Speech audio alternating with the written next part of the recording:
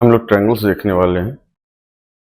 Similar triangles या similar polygon किस तरीके से होते हैं, प्रॉपर्टी क्या है।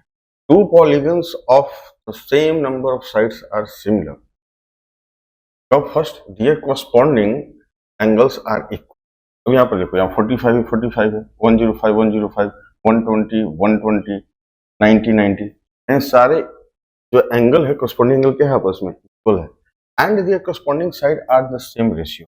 यानी कि अगर मैं यहाँ बोलूँ इस बात को कि A B upon X W equal to A D upon W Z equal to D C upon Z Y equal to C B upon Y X. अगर ये है तो दोनों ट्रायंगल क्या होगा, सॉरी दोनों पॉलीगन क्या होगा, सिमिलर होगा।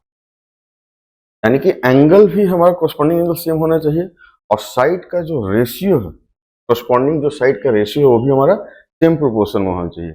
इस केस में दो पॉलीगन को क्या बोलते हैं हम लोग, सिमिलर बोलते हैं। इसी को आगे लेकर हम लोग ट्रायंगल को भी स्टडी करने वाले हैं। All congruent figures are similar but the similar figures are need not be congruent. Congruent का प्रॉपर्टी क्या होता है बिल्कुल सुपर इम्पोज हो जाए, बिल्कुल सुपर इम्पोज है। जैसे मैंने बोला A B C P Q R, यहाँ बिल्कुल ए बी किसके बराबर होगा, पी क्यू का, बी सी क्या होगा क्यू आर, और ए सी क्या होगा पी आर का बराबर। एंगल भी इसका जो है हमारा सारे के सारे सेम सेम होते हैं, यानी सुपर इम्पोज हो जाता है। तो दो ट्रायंगल या पॉलीगन अगर वो कॉन्ग्रुएंट है तब तो सिमिलर जरूर होगा, लेकिन सिमिलर है तो जरूरी नहीं कि कॉन्ग्रुएंट है। हो सकता है कि एक ट्रायंगल ये है हमारा, ये तो हमारा कॉन्ग्रुएंट है, ये इसके सिमिलर हो सकते हैं, लेकिन कॉन्ग्रुएंट है क्या, नहीं है। इस चीज को हमें ध्यान रखना। सिमिलरिटी ऑफ ट्रायंगल, दो ट्रायंगल कब सिमिलर होता है, there corresponding angles are equal. यानी कि मैं बात करूं तो ये एंगल के बराबर है, ये इसके बराबर है और ये इसके बराबर एंड साइड का ratio A C by D F, C B by F E, B A by E F हमारा सेम प्रोपोर्शन, सेम वैल्यू है। तो हम लोग क्या बोलेंगे कि triangle A B C is similar to triangle D E F.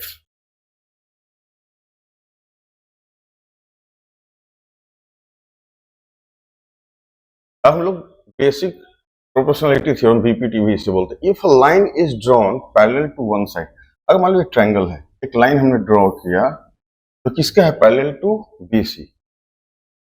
सो हमें ऐसा ड्रॉ करने पर क्या मिलने वाला है, एपी। एपी, ये जो एपी हमारा है, AP upon PB equal to A Q upon QC हो। करेक्ट, इसका बहुत ही यूज होने वाला। और इसी को अदर वे में कहा गया है कि अगर हमारे पास रेशियो सेम है, यानी A D upon D B equal to A E upon A C है, अगर है कोई लाइन हमने ड्रॉ किया है और इस तरह से रेशियो में वो डिवाइड कर रहा है, इसका मतलब कि थर्ड साइड जो है बीसी का पैरेलल होगा। यानी जो डी है it should be parallel to BC and vice versa, BPT का बातें की है। अब हम लोग देखने वाले हैं कि क्या क्या क्राइटेरिया है सिमिलर होने का। एंगल एंगल एंगल, अगर दो ट्रायंगल का एंगल ये इसके बराबर, ये इसके बराबर और ये इसके बराबर, यानी कि A equal to D, C equal to F, B equal to E, दोनों क्या होंगे, ट्रायंगल आपस में सिमिलर होंगे। यानी अगर एंगल है हमारा इक्वल कॉरस्पॉन्डिंग एंगल, तो उसके साइड का जो रेशियो होगा वो भी प्रोपोर्शनल होगा। इसका ये दोनों ट्रायंगल क्या हो जाएगा, सिमिलर। तो ए अगर ऐसा कंडीशन कहीं देखते हैं तो हम लोग क्या बोल सकते हैं, ये दोनों ट्रायंगल सिमिलर है।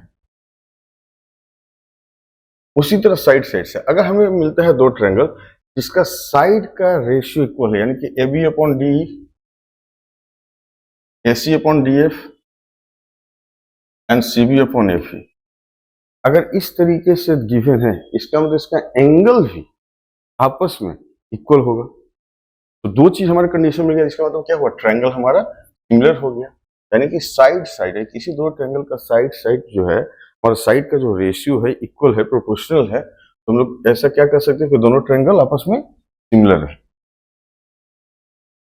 अब यहाँ पर side angle side, if one angle of a triangle is equal to, मान लो कि ये एंगल हमारा इसके बराबर है, एंड द रेशियो यानी कि A B upon DE equal to A C upon D F, अगर ये कंडीशन है फिर हम लोग क्या बोल सकते हैं कि दोनों ट्रायंगल आपस में सिमिलर है।